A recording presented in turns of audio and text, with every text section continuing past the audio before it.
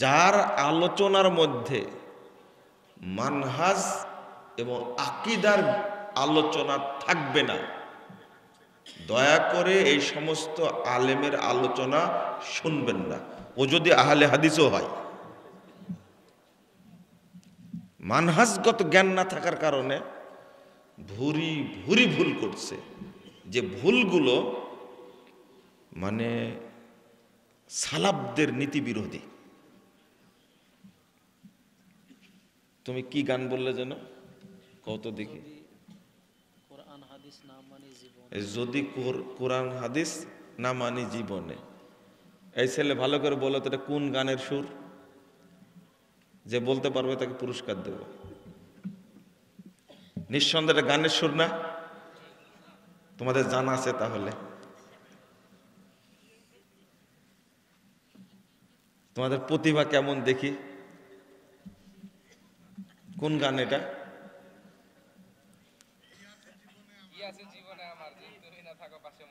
তওবা তওবা আউযুবিল্লাহ আউযুবিল্লাহ আস্তাগফিরুল্লাহ।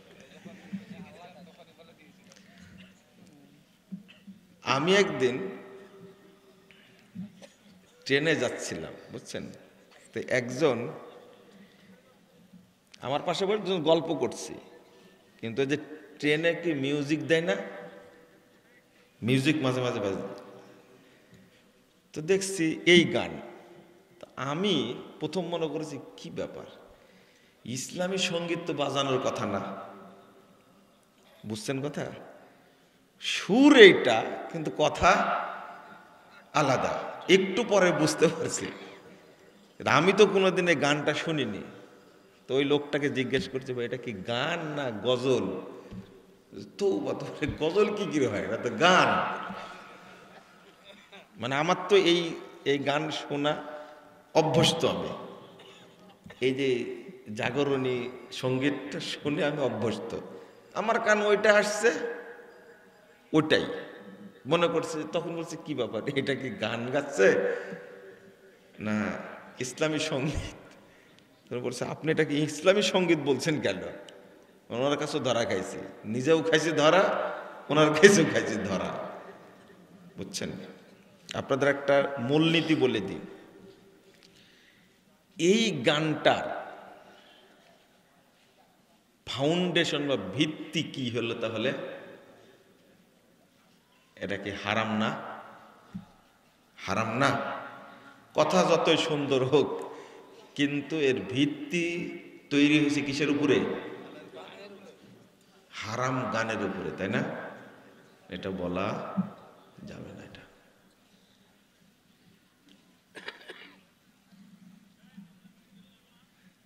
আর একটা গান আছে, খুব আমি শুনতাম, ভালো লাগতো, আহলে হাদিস আন্দোলন ভুলো না রে। আলহেরা শফিকুল ইসলাম রহিমাহুল্লাহ, আল্লাহ তাকে জান্নাতুল ফেরদাউস দান করুন। ওনার কাজ ছিল আমাকে খেপায় দেয়।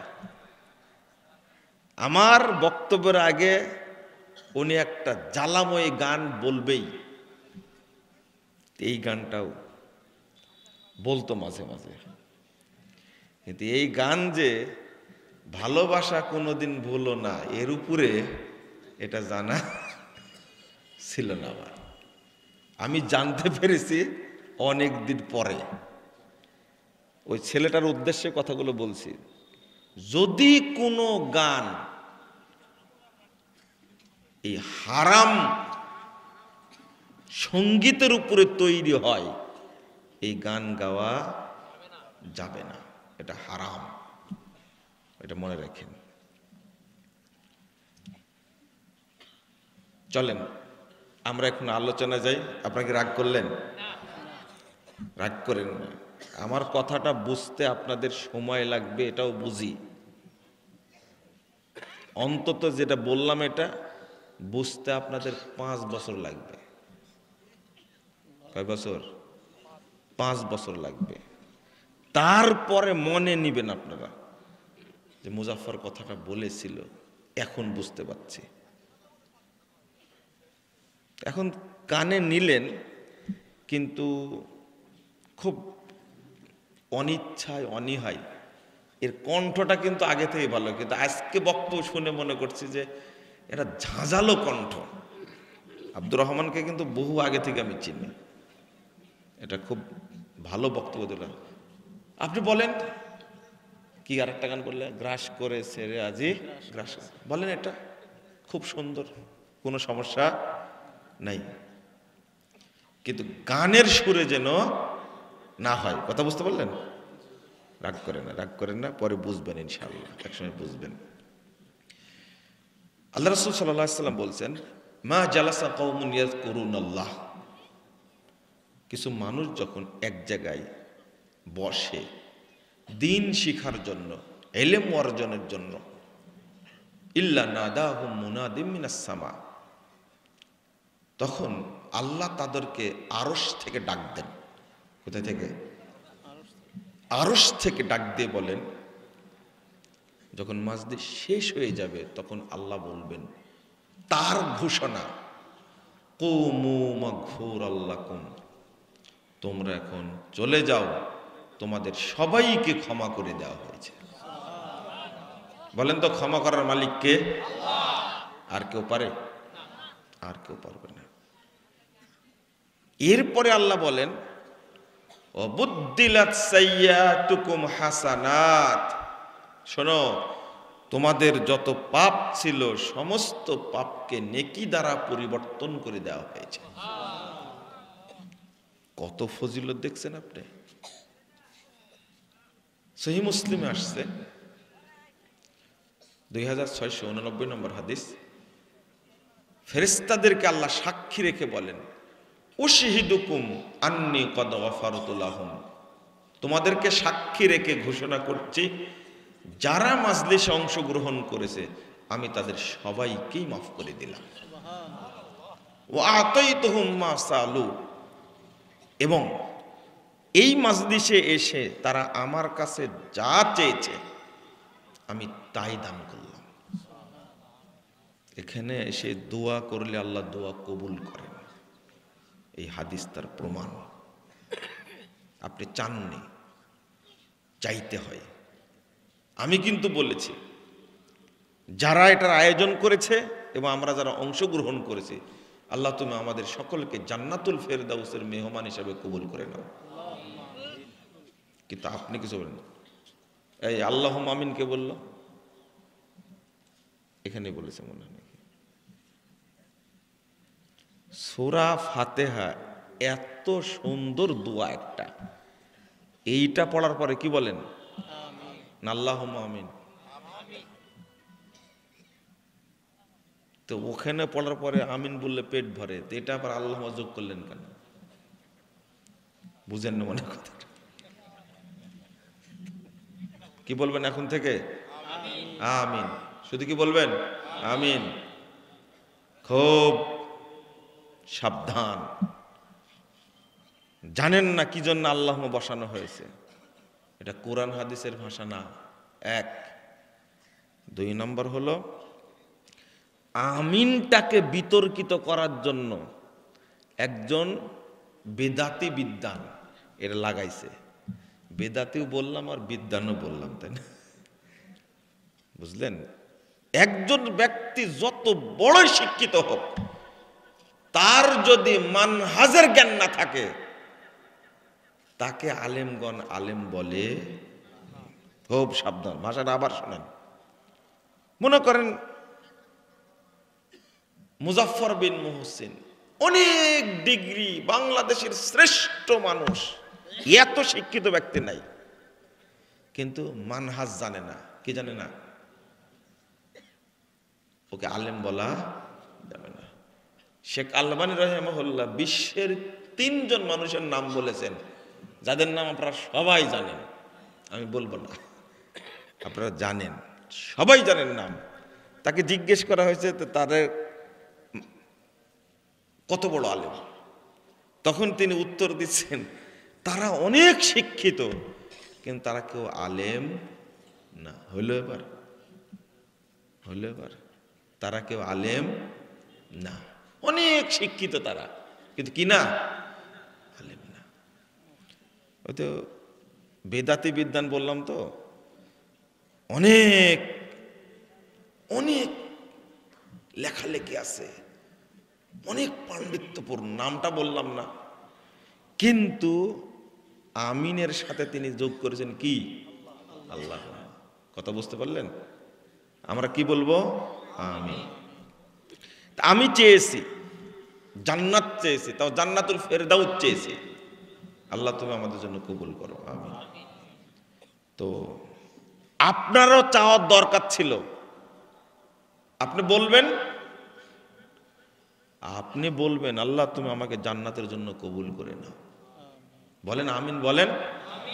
জং ধরছে ভিতরে, বলবেন আল্লাহ আমার বাপ মা মারা গেছে, তুমি তাদেরকে মাফ করে দাও, তাদেরকে তুমি জান্নাতুল ফেরদাউস দান করো। এই কথাগুলো বলার জন্য কি কামেল পাশ করা লাগবে? বলতে পারবেন না এগুলো? আপনার ভাষা, আপনি দিনাজপুরের ভাষাই বলেন না, বিরলের ভাষাই বলেন, আপনি আল্লাহ বুঝবেন না? বিরলের যে ভাষাটা, এইটারও স্রষ্টা আল্লাহ। কথা বোঝা গেছে? আপনার ভাষায় বলেন, কিন্তু বলতে হবে তারা এখানে এসে আমার কাছে যা আবেদন করেছে আমি তাদেরকে তাই দিয়ে দিছি, তোরা সাক্ষী থাকো। আল্লাহ বলছেন ওয়াজারতুহুম মিম্মাস্তাজারু, এখানে আসার কারণে তাদের যে কষ্ট হয়েছে, শ্রম দিয়েছে, সময় দিয়েছে, এর কারণে আমি আল্লাহ তাদেরকে পূর্ণ নেকি দান করলাম। সুবহানাল্লাহ। যে নেকি হলে আপনি জান্নাতে যেতে পারবেন, এই মাজলিসে আসার কারণে সেই পূর্ণ নেকি দান করবেন। আল্লাহ কত দয়ালু বলেন তো। এই কথাগুলো যখন ফেরেশতাদের সামনে আল্লাহ বলেন, তো ফেরেশতারা বলে, কি বলে জানেন? ইয়াকুলুনা ইয়া রাব ফীহিম ফুলানুন আবদুন খাত্তা। আল্লাহ শোনেন শোনেন শোনেন, এদের মধ্যে একজন লোক যে এসে বসে গেছে, লোকটা খুবই খারাপ, এত বড় পাপী, নিকৃষ্ট জঘন্য একটা লোক বসে গেছে। ইন্নামা মাররাফা জালাসা মাহুম, ও ঘুরে বেড়াচ্ছিল, লোকগুলো এক জায়গায় বসে আছে, এই দেখা দেখি সেও বসেছে, সে কিছু শিখতে আসেনি। আল্লাহ অভিযোগ শুনে বলছেন, এই তোমরা সাক্ষী থাকো, ওয়ালাহু গাফারতু, আমি ওকেও মাফ করে দিলাম। আল্লাহ কত দয়ালু বলেন তো। এরপর আল্লাহ বলছেন হুমুল জুলাসা, ফেরেশতারা শোনো, হুমুল জুলাসা, তারা এমন কিছু মানুষ এখানে বসে আছে, তাদেরকে আমি এত ভালোবাসি। লা ইয়াশকা বিহিম জালিসুহুম, কিছু না বুঝলেও যদি এখানে এসে বসে পড়ে, পাপ যতই থাকুক আমি আল্লাহ তাকে মাফ করে দেব। এটা কার ওয়াদা? এই কথাগুলো বললাম কার? সব আল্লাহর কথা। আমি এই জন্যই বলি, মাজলিসে যখন যাবেন, জায়গা যদি নাও থাকে, আপনি বলবেন ভাই একটু জায়গা দাও, ভাই একটু বসি, বসলেই আল্লাহ মাফ করে দেবেন। এটা আল্লাহর ওয়াদা। লা ইয়াশকা বিহিম জালিসুহুম, যারা বোকা মানুষ, অথর্ব, বুঝে না, মাজলিসে এসে তারাই ঘুরে বেড়ায়, তারাই দাঁড়ায় থাকে। এই ফজিলত যে বুঝবে, সে জীবনে কি দাঁড়ায় থাকবে? বলেন তো দেখি। এই কথা আপনার জন্য, আজকের জন্য শুধু না, যতদিন বেঁচে থাকবেন ততদিন এই হাদিসের উপর আমল করবেন তো ইনশাআল্লাহ। বসবেন গিয়ে, এটা হলো বসার ফজিলত। লা ইয়াশকা বিহিম জালিসুহুম, আল্লাহর কথা হলো এর মধ্যে সে যেই বসবে সেই ক্ষমা পাবে, সেই আমার দয়া পাবে, সেই রহমত পাবে, সেই আমার বরকত পাবে।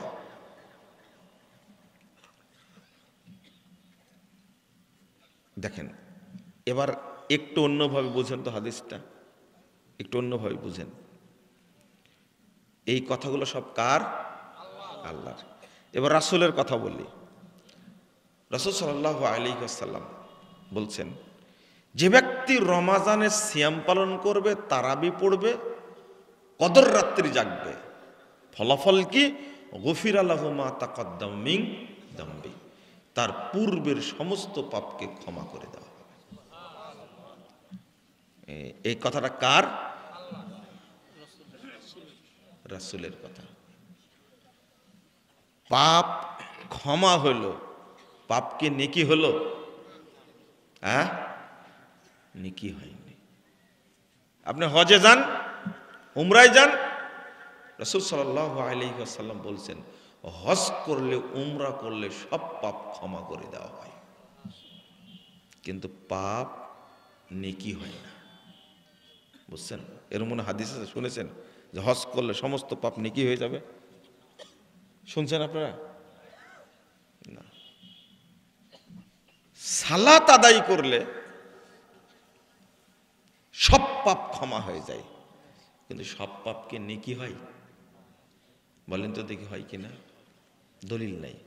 তাহলে এই কথাগুলো যখন এখন বললাম, এমনকি অজু, অজু এমন ফজিলতপূর্ণ ইবাদত, সহিহ মুসলিমের 832 নম্বর হাদিস, রাসূল সাল্লাল্লাহু আলাইহি ওয়াসাল্লাম বলছেন, কোন বান্দা যখন, মুমিন বান্দা যখন অজু করে শেষ করে, ইনসারাফা মিন খাতিয়াতিহি কাহাইয়াতিহি ইয়াউমা ওয়ালাদাত উম্মু, অজু শেষ করা মাত্র সে পাপ থেকে ওই দিনের মতো পবিত্র হয়ে যায়, মুক্ত হয়ে যায়, যেই দিন তার মা তাকে জন্ম দিয়েছিল। পাপ মাফ হলো, কিন্তু পাপ নেকি হলো না। কিন্তু এই মাজলিসে যে ব্যক্তি আসবে, আল্লাহ বলছেন আমি তার পাপ মাফও করে দিব, তার পাপগুলোকে নেকি দ্বারা পরিবর্তনও করে দেব। এবার কি বুঝেছেন? একটু ঢুকে নেব না, এখনো ঢুকে নেব, বলেছি 5 বছর লাগবে। আচ্ছা বলেন তো কেন এই মাজলিসের দাম আল্লাহর কাছে এত? কেন এটা এত? আল্লাহ বলছেন পাপ ক্ষমাও হবে, সমস্ত পাপ নেকি দ্বারা পরিবর্তনও করে দেবেন। কেন বলেন তো, কি কারণে? আপনাকে বলতে পারবেন কি কারণ? কারণ না, সালাত পড়তে যায় তো বসেন, বসেন না? হজ করতে গেলে তো বসেন, বসেন না? আরাফার মাঠে তো বসেই থাকেন, মিনাতে তো বসেই থাকেন। না না, ওই জন্য না।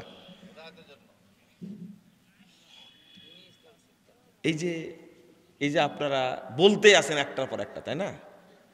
এটাও মানহাজ বিরোধী। বুঝলেন? আচ্ছা বলেন তো, কোন তরকারিতে লবণ লাগে না?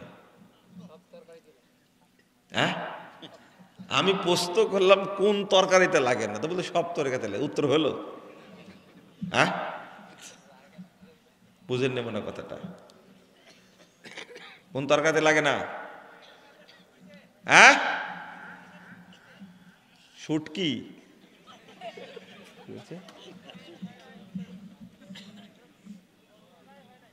হয়নি? ও পোস্তটাই হয়নি না? পোস্ত ঠিক আছে, এই যে উত্তরটা দিয়ে দিছে, সব তরকারিতেই লাগে। বুঝছেন? শুনেন শুনেন, ঠিক আল্লাহ আপনাকে আমাকে দুইটা জিনিস মানতে বলেছেন, শরীয়ত এবং মানহাজ। আল্লাহ দিয়েছেন দুইটা, লিকুল্লিন জাআলনা মিনকুম শিরআতাও ওয়া মিনহাজা, আমরা তোমাদের প্রত্যেককে শরীয়ত দিয়েছি এবং মানহাজ দিয়েছি। 48 নম্বর আয়াত সূরা মায়েদা। আমরা শরীয়ত মানি, কিন্তু মানহাজ মানি না। এই যে বলছেন, পুটপুট করে বলতে আছে। সাহাবীদের নিয়ম কি ছিল? আল্লাহু ওয়া রাসূলুহু আ'লাম। আমি যদি উত্তর না দিয়ে জিজ্ঞেস করতেই থাকি, আমার মনে হয় আপনারা সবাই বলতে থাকবেন একটা, তাই না? জানেন না কি করতে হবে? চুপ। জানেন না, আপনি বলে দিন। তো কারণটা কি জানেন? সালাত পড়েন, একে এলেম শিখেন? হ্যাঁ, সিয়াম পালন করেন কি এলেম শিখেন? হজ করেন কি এলেম শিখেন? না, ওটা এলমের অধ্যায় নাই ওখানে। কিন্তু এই জায়গাটা কিসের অধ্যায়? এলমের অধ্যায়। শিখতে আসেননি কিছু? আজকে তো কিছু না শিখলো, একটা জিনিস তো শিখলেন যে এখানে দোয়া করলে আল্লাহ দোয়া সাথে সাথে কবুল করেন। এটা তো শিখলেন নাকি? দোয়া করবেন তো এখন থেকে? করবেন ইনশাল্লাহ, ইনশাল্লাহ, ইনশাল্লাহ। তো আর উঠে যাওয়ার সময় দোয়া পড়বেন, সুবহানাকা আল্লাহুম্মা ওয়া বিহামদিক আশহাদু আল্লা ইলাহা ইল্লা আনতা আস্তাগফিরুকা ওয়া আতুবু ইলাইকা। মনে থাকবে তো? এই দোয়াটা পড়ার পরে তারপরে দাঁড়াতে হবে, এটা হলো সুন্নাহ। তাহলে দাঁড়ায় পড়তে হবে না বসা অবস্থায় পড়তে হবে? আল্লাহ রাসূল বলেছেন, মান ক্বালা ক্বাবলা ইয়াকুমা,